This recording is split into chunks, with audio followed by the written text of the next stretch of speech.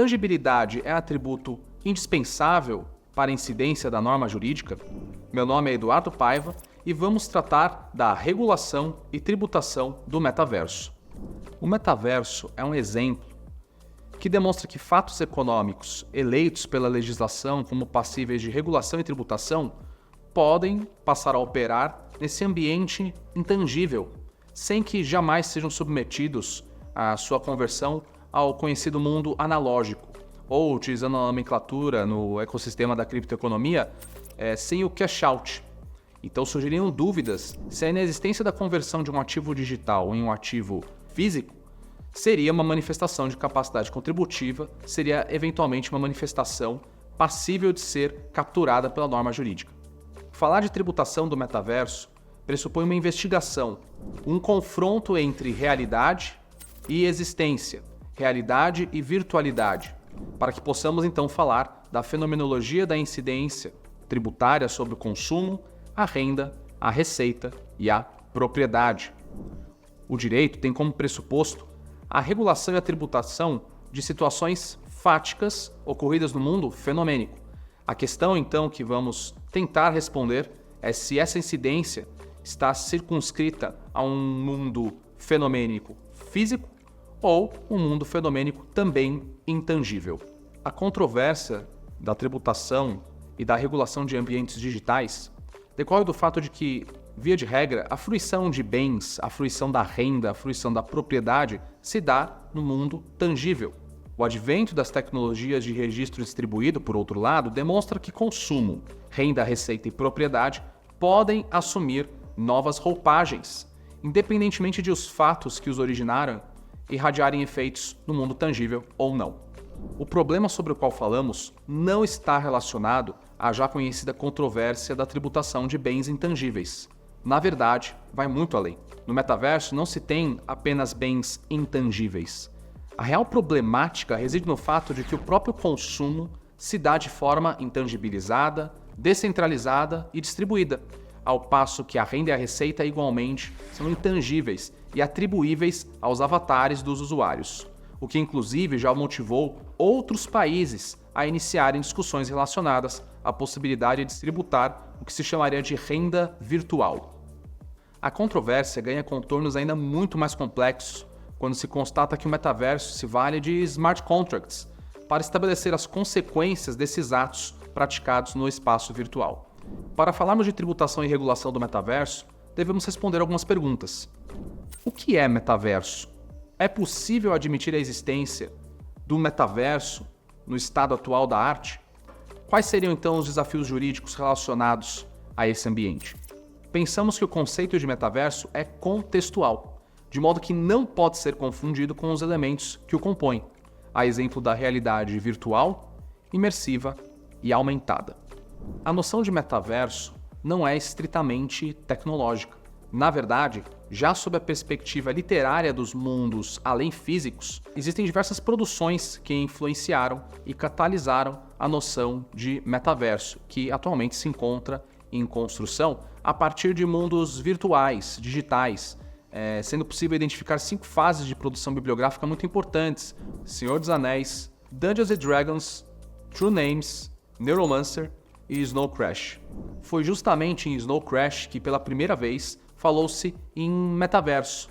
Seria um ambiente digital de grandes proporções, bastante populoso virtualmente, sem objetivos, parâmetros ou missões específicas, comportando-se então como uma cultura digital aberta que atuaria de forma paralela em relação ao ambiente físico.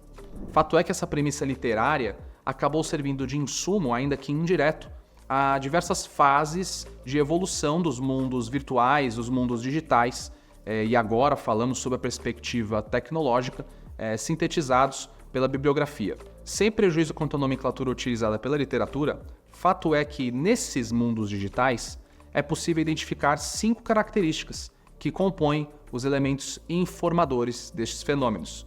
E quais seriam essas 5 características? A existência de uma interface gráfica 3D e áudio integrado, interatividade remota multiusuário, persistência, imersividade, geração de atividades pelos usuários, com criação de conteúdo e personalização dos mundos digitais. É justamente por isso que parte da literatura também acredita que existiria uma progressão dos mundos virtuais até alcançarmos de fato o que seria conhecido como metaverso. Partindo dessa premissa de evolução de mundos virtuais até metaverso, seria possível então destacar que os metaversos englobariam os seguintes atributos: realismo, visual e áudio, o toque, o estímulo a outros sentidos como o olfato, gestos e expressões e a noção de onipresença. Mas não é só isso. Ainda seria necessário garantir interoperabilidade e escalabilidade. Quando falamos de realismo, uma das características do metaverso, não podemos deixar de destacar a forte influência do que é conhecido como esquemorfismo, o que corresponde a um princípio de design por meio do qual a representação digital de objetos acaba por apresentar os ornamentos, formas e estruturas que os objetos reais. O esquemorfismo, então, traduz-se como uma verdadeira metáfora digital do objeto corpóreo. Sob a perspectiva etimológica, metaverso significaria universo além do mundo físico, posto que o prefixo meta estaria ligado à ideia de algo além, enquanto que verso é sufixo que dialoga com a noção de universo. Daí porque teríamos um universo além físico e, no nosso caso, gerado por meio de computadores. Parte da doutrina entende que o conceito de metaverso está ligado à utilização de realidade estendida, a qual integraria o físico e o tangível por meio de realidade aumentada, mista e virtual, de modo a permitir a criação de um ambiente de fato perpétuo, onipresente, compartilhado, concorrente e dotado de espaços ou ambientações em 3 dimensões digitais, cujo objetivo ao final seria concatenar um universo. Sintetizando todas as ideias postas até o momento, poderíamos dizer que existem 6 grandes pilares para que possamos cogitar um ecossistema de um metaverso. A existência de avatares para fins de representação de usuários, identidade e responsabilidade, a possibilidade de criação de conteúdo, a existência de uma economia virtual, por meio da qual seria possível administrar ativos digitais intermundos, onde as transações seriam realizadas com NFTs, criptoativos e a existência de uma governança descentralizada, aceitabilidade social, privacidade e segurança, que notadamente teremos desafios em relação à utilização de deepfakes ultra-realistas, e confiança. Vejam que, diante de todas as características e os elementos sobre os quais falamos até o momento, seria necessária a existência de uma infraestrutura tecnológica composta de determinados atributos, como a existência de redes, computação de borda e em nuvem, inteligência artificial, visão computacional com abertura em 360 graus, com possibilidade de expressões e microgestos em avatares, com interconexão ontológica entre o real e o virtual, blockchain para fins de armazenamento de logs informacionais quanto às transações realizadas nesse ambiente, garantindo transparência, privacidade e ainda os desafios relativos à interoperabilidade e descentralização e à utilização de tecnologia robótica e internet das coisas. A interatividade do usuário tele e onipresente e realidade estendida, o que garantiria a integração total de ambientes virtuais reais, ou como preferimos utilizar, ambientes digitais físicos, de forma super realista e permitindo colaboração entre usuários nesse ambiente. A existência dessa infraestrutura tecnológica, congregando todos esses elementos, chegariam ao objetivo de permitir a coexistência plena entre o ambiente físico e o ambiente digital.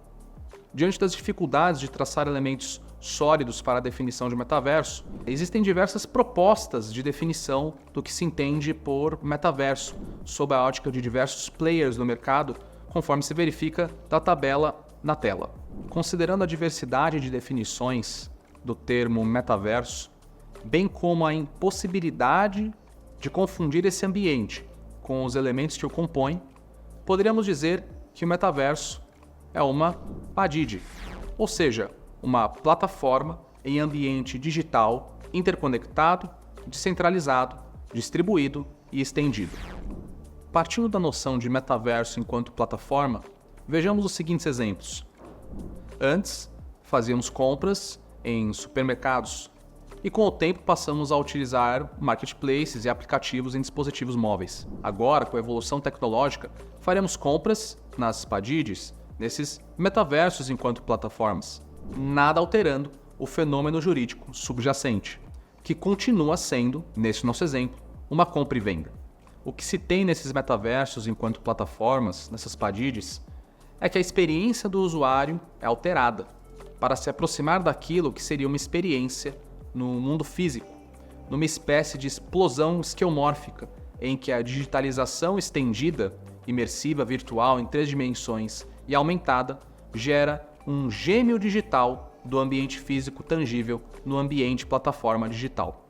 Sem prejuízo, tratando o metaverso enquanto plataforma, veremos que, sob a perspectiva jurídica, existem fenômenos de exceção, que seriam aqueles fenômenos verdadeiramente Web3, como mineração, staking, DeFi, as finanças descentralizadas. Com exceção desses fenômenos, entendemos que nada mudou. Na verdade, temos apenas uma camada nova de interação experiencial que atua como plataforma para o desenvolvimento de atividades que há muito tempo já são praticadas pelos indivíduos. Após a proposta de definição de metaverso enquanto plataforma, alguns tópicos jurídicos devem ser avaliados com cautela nesse mundo metaversial, nessa grande plataforma de interação social. E para isso, nos próximos episódios, vamos tratar da incidência normativa, como ela se opera nesse ambiente.